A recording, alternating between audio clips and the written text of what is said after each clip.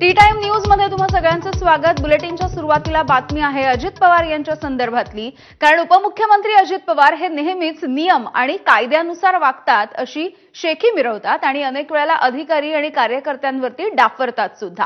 पण याच अजित पवार यांचा एक व्हिडिओ सध्या सोशल मीडियावरती तुफान व्हायरल होतोय। सोलापूरच्या पोलीस उपअधीक्षक अंजली कृष्णा यांना झापत असल्याचा हा व्हिडिओ आहे। बेकायदा मुरुम उपसणाऱ्यांवरती कारवाई करताना काही गुंड, तहसीलदार आणि इतर अधिकाऱ्यांवरती धावून गेले। हातामध्ये लाठ्या काठ्या घेऊन त्यांनी कारवाई थांबवली। इतकंच नाही तर अजित पवारांना फोन करून त्यांनी हा सगळा प्रकारही सांगितला। अजित पवारांनी या गुंडांना झापण्याच्या ऐवजी पोलीस उपअधीक्षक अंजली कृष्णा यांनाच कारवाई आत्ताच्या आत्ता थांबवा, नाहीतर तुमच्यावरती ऍक्शन घेऊ अशी धमकी दिली। कार्यकर्त्याच्या फोन ऐवजी माझ्या व्यक्तिगत फोनवरती फोन करा म्हणून सांगितल्यावर तर अजित पवारांना प्रचंड राग आला। त्यांनी नंबर घेऊन कृष्णा यांना व्हिडिओ कॉल सुद्धा केला। तहसीलदारांना सांगा माझा आदेश आहे असंही अजित पवारांनी धमकावलंय। माढा तालुक्यातल्या कुरडू गावातली 3 दिवसांपूर्वी घडलेली ही घटना आहे। अंजली कृष्णा यांना दिलेल्या वागणुकीमुळे अधिकारी वर्गामध्ये नाराजी आहे। अजित पवार यांनी माफी मागावी अशी मागणी सुद्धा सध्या पुढे येते। मेरा चेहरा तो आपको समझ में आएगा ना? ठीक है सर। इतना आपको डेयरिंग हुआ है क्या? सर मेरे को कार्रवाई जो किया है मुझे कैसे पता है सर? कौन है? सर मुझे पता नहीं है ना सर। मैं सिर्फ यही बोल रही मैं डिप्टी चीफ मिनिस्टर। सर समझ रही है वो आप बोल रही है जो नंबर दे दो मुझे, मैं डायरेक्ट आपको देता हूँ।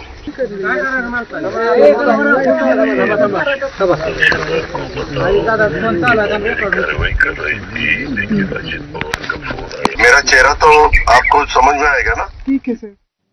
इतना आपको डेयरिंग हुआ है क्या?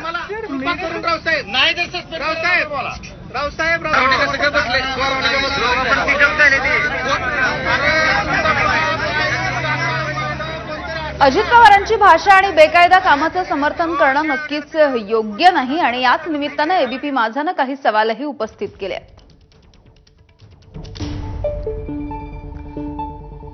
उपमुख्यमंत्री अजित पवार, तुम्ही गुंडांना अभय देणार का?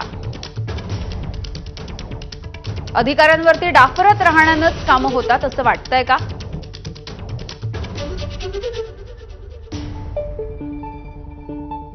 बेकायदा मुरुम उचलणाऱ्यांवरती कारवाई केल्यामुळे दादांना राग आलाय का?